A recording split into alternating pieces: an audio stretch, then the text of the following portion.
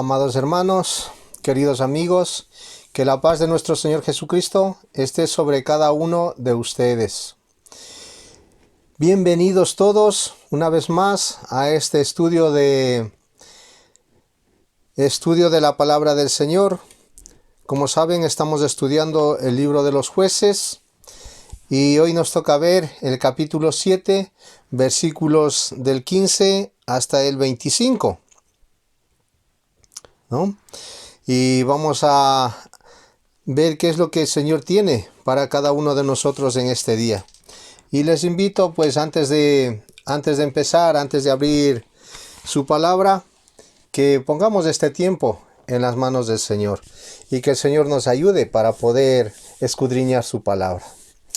Amado Dios y buen Padre Celestial, en esta tarde queremos darte las gracias, Padre Santo, por tu amor, por tu misericordia, por tu cuidado, por tu protección en el día a día, bendito Dios, y porque siempre estás pendiente de cada uno de tus hijos, Padre. Muchísimas gracias, bendito Dios, porque sentimos, Padre Santo, que en el día a día, Padre Santo, en todo momento, pues podemos acudir, Padre Santo, confiadamente y saber que tú estás atento a cada uno de tus hijos, Padre. Gracias, Padre, por habernos dejado tu palabra escrita, bendito Dios, porque tu palabra tiene poder, bendito Padre Celestial, porque con el poder de tu palabra creaste todas las cosas que podemos ver, bendito Dios. Y a través de tu palabra también podemos ser instruidos, podemos ser exhortados, podemos salir animados, Padre Santo, en esta tarde. Muchísimas gracias, Padre, dejamos este tiempo en tus manos, agradecidos, Padre, porque te ha placido, bendito Dios, que podamos escudriñar tu palabra, bendito Dios. Gracias en el nombre de tu amado Hijo, nuestro Salvador, el Señor Jesucristo, te damos las gracias. Amén. Como les decía, amados hermanos, les invito a abrir la palabra del Señor en el libro de Jueces, capítulo 7, versículos del 15 hasta el 25. Nuestro hermano Carlos la semana pasada llegó hasta el versículo 15 y yo quiero retomar desde ahí. Dice: cuando Gedeón oyó el relato del sueño y su interpretación, adoró. Y vuelto al campamento de Israel, dijo: levantaos, porque Jehová ha entregado al campamento de Madián en nuestras manos. Y repartiendo los 300 hombres en 3 escuadrones, dio a todos ellos trompetas en sus manos y cántaros vacíos con teas ardiendo dentro de los cántaros. Y les dijo: miradme a mí y haced como hago yo. He aquí que cuando yo llegue al extremo del campamento, haréis vosotros como hago yo. Yo tocaré la trompeta y todos los que estarán conmigo, y vosotros tocaréis entonces las trompetas alrededor de todo el campamento y diréis: por Jehová y por Gedeón. Llegaron pues Gedeón y los 100 hombres que llevaba consigo al extremo del campamento al principio de la guardia de la medianoche, cuando acababan de renovar los centinelas, y tocaron las trompetas y quebraron los cántaros que llevaban en sus manos, y los 3 escuadrones tocaron la trompeta y quebrando los cántaros tomaron en la mano izquierda las teas y en la derecha las trompetas, con que tocaban y gritaron por la espada de Jehová y de Gedeón. Y se estuvieron firmes cada uno en su puesto en derredor del campamento. Entonces todo el ejército echó a correr dando gritos y huyendo. Y los 300 tocaban las trompetas, y Jehová puso la espada de cada uno contra su compañero en todo el campamento. Y el ejército huyó hasta Bet-sita, en dirección de Serea, y hasta la frontera de Abed-meola, en Tabat. Y juntándose los de Israel, de Neftalí, de Aser y de todo Manasés, siguieron a los madianitas. Gedeón también envió mensajeros por todo el monte de Efraín, diciendo: descended al encuentro de los madianitas, y tomad los vados de Bara y del Jordán, antes que ellos lleguen. Y juntos todos los hombres de Efraín tomaron los vados de Bet-ara y del Jordán, y tomaron a 2 príncipes de los madianitas, Oreb y Zeeb, y mataron a Oreb en la peña de Oreb, y a Zeeb lo mataron en el lagar de Zeeb. Y después que siguieron a los madianitas, trajeron las cabezas de Obed y Zeeb a Gedeón al otro lado del Jordán. Pues si recordamos un poco, amados hermanos, nuestro hermano Carlos la semana pasada nos habló acerca de por qué Dios solo escogió 300 hombres para que fueran a la batalla. Porque los madianitas eran muchísimos, pero Jehová solo escogió a 300. Y dijo que era para que el pueblo de Israel no se enaltezca y no diga que por la fuerza de ellos habían derrotado al ejército de los madianitas, ¿no? Entonces vimos que toda la gloria se la debía al Señor, porque Él había hecho todo para su gloria. Hemos visto también la semana pasada que todo lo que se hace es para glorificar a Dios, ¿verdad? Y ahora vamos a ver, vamos a empezar en este versículo 15 y vamos a ver por qué Gedeón tuvo éxito. Y Gedeón tuvo éxito en lo que Dios le estaba encomendando y vamos a ver qué es lo que le llevó a tener éxito. Y vamos a aprender también acerca de esto. Vamos a aprender de él. Yo quiero aprender de Gedeón y de esos 300 hombres que ganaron una guerra militarmente imposible. ¿Por qué? Porque el otro ejército tenía muchísimos más hombres. Vamos a ver el capítulo 6, versículo 5. Más o menos, ¿cuántos hombres tenían los madianitas? Dice, capítulo 6, versículo 5. Porque subían ellos y sus ganados, y venían con sus tiendas en grande multitud como langostas. Ellos y sus camellos eran innumerables. Así venían a la tierra para devastarla. Dice la Escritura que ellos eran innumerables. Eran muchísimos. Y devastaban todo lo que encontraban en su camino. Es tremendo, ¿no? Imaginarse que 300 hombres van a combatir contra un ejército muchísimo mayor que ellos, pero muchísimo mayor que ellos, porque dice que eran innumerables.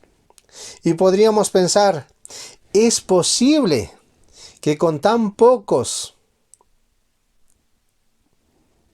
recursos, con tan pocos hombres, podamos enfrentar una adversidad tan grande?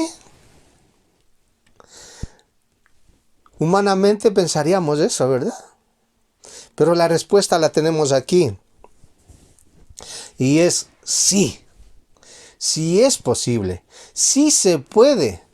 Pero tenemos que aprender a aplicar el principios espirituales que nos enseña aquí este pasaje, para que sea posible enfrentar todas estas adversidades.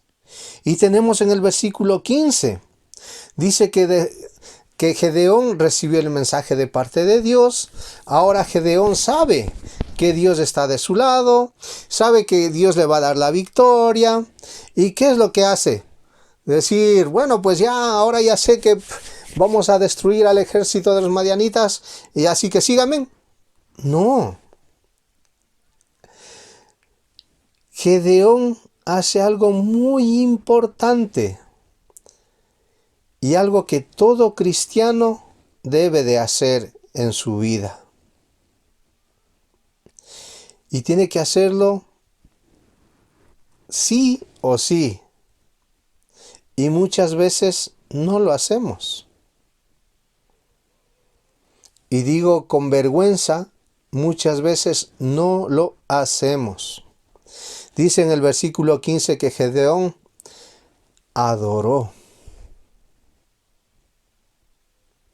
La pregunta que me hago yo mismo y les transmito a ustedes es: ¿cuántos de nosotros en este día adoramos al Señor antes de enfrentarnos en nuestro día a día? Antes de enfrentarnos a la realidad de nuestros días, a los desafíos que encontramos en nuestro diario vivir. Y aquí el ejemplo que nos da Gedeón es de adoración, adorar a Dios. Y esa es nuestra actitud de agradecimiento a Dios por todas sus bendiciones, por todo lo que hace en nuestras vidas. Muchas veces, amados hermanos, y lo digo con vergüenza, no damos gracias a Dios por todas las bendiciones que recibimos en nuestras vidas diarias, por todas las cosas que Dios nos da día a día, por todas las bendiciones que ya nos ha dado, que ya tenemos. Déjeme decirle, amado hermano, que la adoración no es coger una guitarra, un instrumento y ponerse a cantar un cántico, una alabanza, una canción que me gusta. Esa no es adoración. Adoración es algo que nace, que sale de nuestro corazón, algo que nace desde nuestro interior para poder exteriorizarlo hacia afuera. Y eso lo entendía muy bien el salmista. Les invito a ver un pasaje, está en el Salmo 118, versículo 21. Salmo 118, versículo 21. Y nos dice: te alabaré, porque me has oído y me fuiste por salvación. Te alabaré porque me has oído y me fuiste por salvación.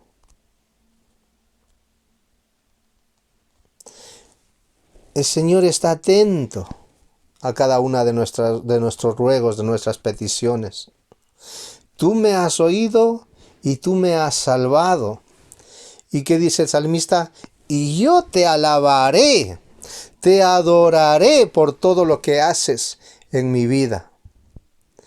Pero hay muchas veces que no adoramos de corazón, sinceramente, sino adoramos solamente de palabra, de boca.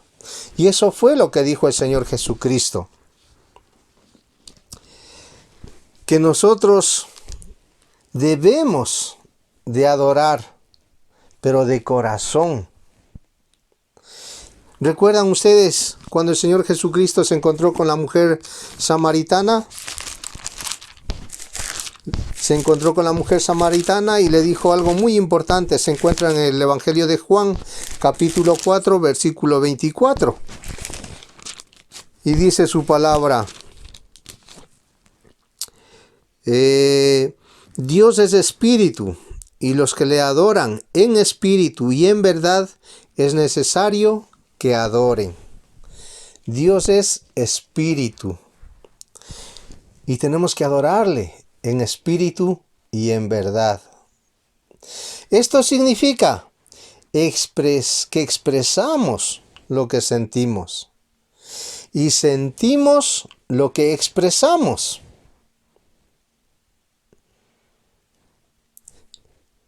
Expresamos lo que sentimos en nuestro corazón y sentimos lo que estamos expresándole a nuestro Dios. A veces no sentimos lo que expresamos. A veces se ha vuelto solamente una liturgia, cantar una canción que conocemos. Se ha vuelto solamente un hábito asistir a la iglesia porque toca. Y no porque sentimos verdaderamente la necesidad de hacerlo. La necesidad de ir a la iglesia, la necesidad de cantarle al Señor, la necesidad de orar con el Señor. Muchas veces no sentimos esa necesidad, sino que lo hacemos porque toca hacerlo. Tenemos que sentir la necesidad de buscarlo.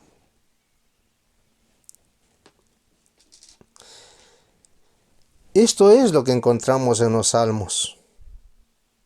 Humildad, santidad y sinceridad.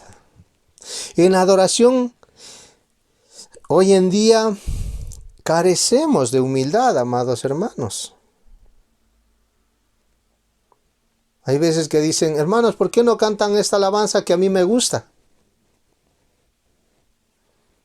No tiene que gustarle a usted. Tiene que sentir que esa alabanza es para adorar al Señor. Tenemos que sentir que lo que estamos haciendo es para honrar y glorificar el nombre del Señor.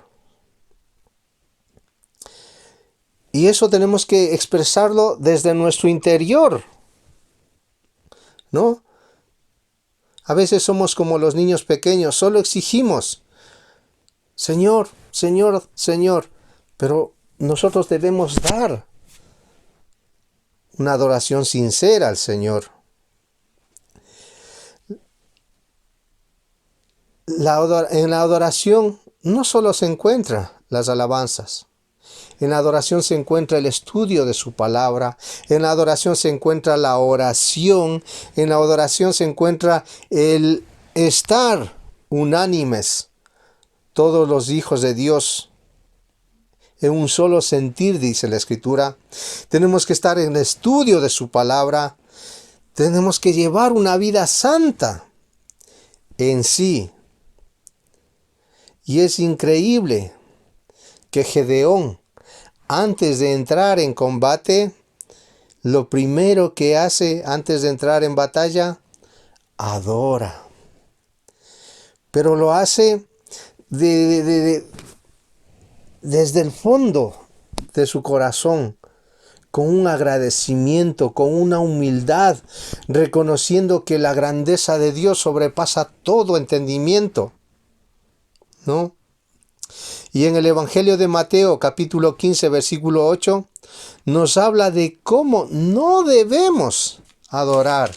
Les invito a abrir ese pasaje. Está en el Evangelio de Mateo, capítulo 15, versículo 8. Y aquí está hablando el Señor Jesucristo. Y dice, este pueblo de labios me honra, mas su corazón está lejos de mí. Así no se debe adorar. De labios me honra, pero su corazón está lejos. Su corazón no está sintiendo lo que está diciendo, no está sintiendo lo que está hablando. Nos habla de cómo no debemos adorar. Solo analicemos en este día, ¿realmente hemos empezado adorando a Dios? ¿Hemos buscado a Dios antes de empezar el día? Por eso dice, este pueblo de labios me honra. Uno puede estar físicamente en la iglesia, puede estar físicamente en el estudio, pero sus pensamientos están lejos. Sus pensamientos están en otro lugar. Y estos pensamientos distraen nuestra adoración hacia el Señor. Y nuestra adoración comienza cuando decidimos honrar a Dios en todo. Esto es al empezar la mañana. Tener esa intimidad con Dios. Tenemos que honrar y glorificar el santo nombre de nuestro amado Dios. Pero que salga de aquí, amados hermanos, de nuestro corazón. No solamente por el compromiso que tenemos de quedar bien con los hermanos o de quedar bien con otras personas. No. Sino la necesidad que tenemos nosotros como hijos de Dios de comunicarnos con nuestro Padre Celestial. Y ahora este pueblo va a la guerra. Y dice la palabra de Dios que llevan extrañas armas. Versículo 16. Extrañas armas para ir a una guerra. Sí, para ir a una guerra, pues en ese tiempo se llevaría espada, escudo, pues cosas que haga daño, ¿verdad? Pero aquí, ¿qué es lo que llevan? Trompeta, cántaro y antorchas. ¿Y enfrente qué tenían? Enfrente tenían soldados preparados para la guerra, preparados para hacer daño y armados para la guerra. Y amado hermano, querido amigo, cada batalla es diferente. Por ejemplo, David se enfrentó a Goliat con una honda y unas piedrecitas.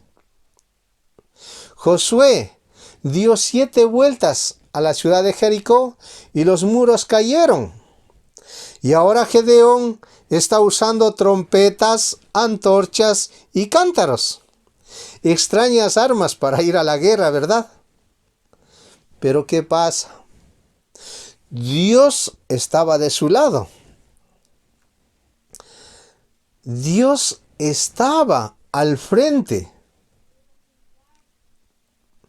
Y cuando Dios está de nuestro lado, no importa las armas que tengamos que utilizar, sino quién está de nuestro lado, quién está con nosotros, quién nos dará la victoria. Y nuestras armas son espirituales, amados hermanos. Son espirituales. Les invito a abrir un poco más adelante 2 de Corintios, capítulo 10, versículo 4. 2 de Corintios, capítulo 10, versículo 4. Y dice la palabra del Señor: porque las armas de nuestra milicia no son carnales, sino poderosas en Dios para la destrucción de fortalezas. Nuestras armas son poderosas en Dios para destruir fortalezas. Cada uno de nosotros tiene diferentes batallas, amados hermanos. Tenemos necesidad de salud. Muchas veces tenemos miedo a una enfermedad, miedo a una operación, miedo a algo que nos haga daño. También tenemos que trabajar, tenemos que batallar con nuestra santidad. Muchas veces no podemos crecer espiritualmente. Muchas veces tenemos que luchar con nuestro mal carácter. Y así muchas cosas. Los jovencitos tienen que luchar con sus exámenes. Tienen que luchar con su día a día. Todos tenemos diferentes batallas todos los días. Todos nuestros días están llenos de batallas, amados hermanos. ¿Y cómo vamos a enfrentar esas batallas? Tomemos el ejemplo de Gedeón. Gedeón primero adoró y las armas que Dios le dio, él las utilizó. Nosotros tomemos ese ejemplo. Primero adoremos a Dios y dejemos nuestra situación en manos del Señor. Todas nuestras preocupaciones en manos del Señor. Y el Señor va a obrar. Vemos en Jueces capítulo 7, versículo 19 al 22, cómo ellos utilizaron todas las armas que Dios les había dado, ¿no? Y el apóstol Pablo también nos habla de este principio de confianza y obediencia a nuestro Dios. Y esto se encuentra en 2 de Corintios mismo, capítulo 12, versículos 7 al 9. Y dice: y para que la grandeza de las revelaciones no me exaltase desmedidamente, me fue dado un aguijón en mi carne, un mensajero de Satanás que me abofetee. para que no me enaltezca sobremanera. Respecto a lo cual 3 veces he rogado al Señor que lo quite de mí, y me ha dicho, bástate mi gracia, porque mi poder se perfecciona en la debilidad. Por tanto, de buena gana me gloriaré más bien en mis debilidades, para que repose sobre mí el poder de Cristo. Amados hermanos, vemos aquí, ¿no? Como el Señor pues obra, ¿verdad? Como el Señor obra en cada uno de sus hijos. Y aquí el apóstol Pablo pues ha sido privilegiado, se podría decir, con una visión del cielo. Y eso lo podemos leer desde el versículo 1 hasta el versículo 6, ¿no? Y él dice que podría gloriarse por esto. Pero en el versículo 7 nos dice que un aguijón ha sido dado en su carne. Un mensajero de Satanás que le abofetee. Y esto lo permitió Dios, amados hermanos. ¿Para qué? Para mantenerle al apóstol humilde, como lo acabamos de leer. Como en el caso de Job, Satanás fue la causa de este sufrimiento en el apóstol. Pero también Dios fue la causa última de este sufrimiento, ¿no? ¿Por qué? Vamos a ver qué es lo que dice la palabra del Señor. Y esto es algo muy importante para cada una de nuestras vidas.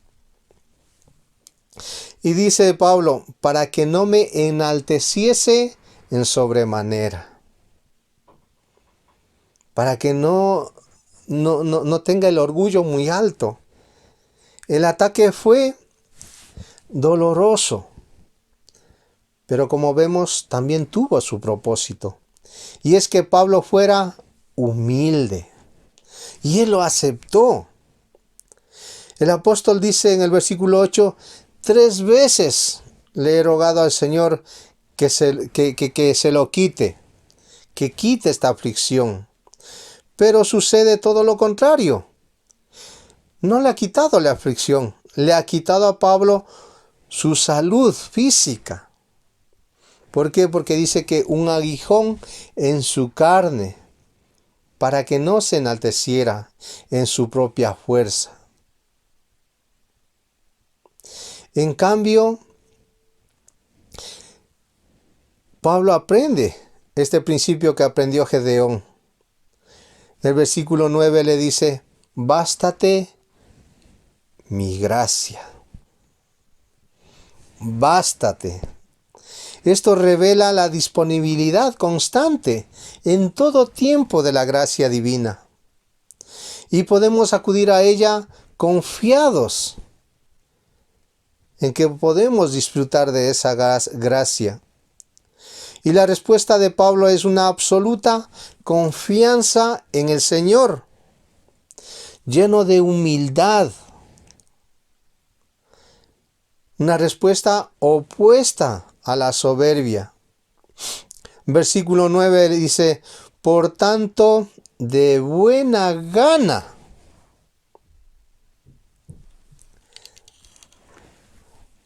Vamos a leer esto. Versículo 9. Por tanto, de buena gana me gloriaré más bien en mis debilidades, para que repose sobre mí el poder de Cristo. De buena gana, amados hermanos. No obligado. No como alguien que se siente presionado para hacer esto. No, sino de buena gana. Y el versículo 10 nos dice, porque por lo cual, por amor a Cristo, me gozo en las debilidades, en afrentas, en necesidades, en persecuciones, en angustia. ¿Por qué? Porque cuando soy débil, entonces soy fuerte. Porque cuando soy débil, entonces soy fuerte. Cuando soy débil físicamente, soy fuerte porque estoy más aferrado al Señor. Pablo nos dice, vean lo débil que estoy. Y todo lo que se ha logrado, todo lo que se ha sido hecho por Dios.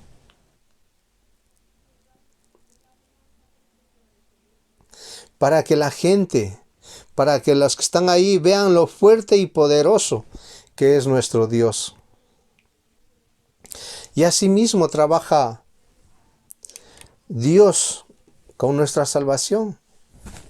Dios no actúa cuando nosotros nos creemos capaces de salvarnos nosotros mismos, nos creemos que somos demasiado buenos como para ir al infierno, nos creemos que no necesitamos de Dios.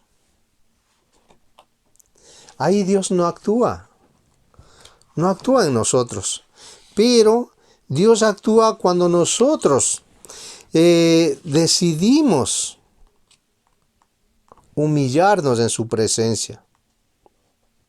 Su poder salvador obra cuando nosotros, como Pablo, nos sentimos débiles, cuando sentimos angustiados reconociendo que somos pecadores delante de Él. Ahí obra nuestro Dios y viene en nuestra ayuda. Y así es la gracia de nuestro amado Dios. Si estamos pasando por dificultades, amados hermanos, estamos pasando enfermedades, estamos pasando preocupaciones, estamos sintiendo que todo lo que está sucediendo nos va a afectar, pongamos en las manos del Señor. Y con humildad acerquémonos. Dice la Escritura que Dios no rechaza un corazón contristo y humillado. Pero ¿por qué tenemos que humillarnos nosotros? Tenemos que estar siempre conscientes de esto, que nuestra humildad es para exaltar a nuestro amado Dios, para glorificar a nuestro amado Dios, ¿no? Pongamos nuestra confianza en el Señor. Depositemos en Él todas nuestras preocupaciones, porque Él tiene cuidado de cada una de ellas, amados hermanos. Que Dios les bendiga, amados hermanos, y que puedan poner esa confianza en el Señor, puedan acudir a Él en todas sus necesidades. Que Dios les bendiga, amados hermanos.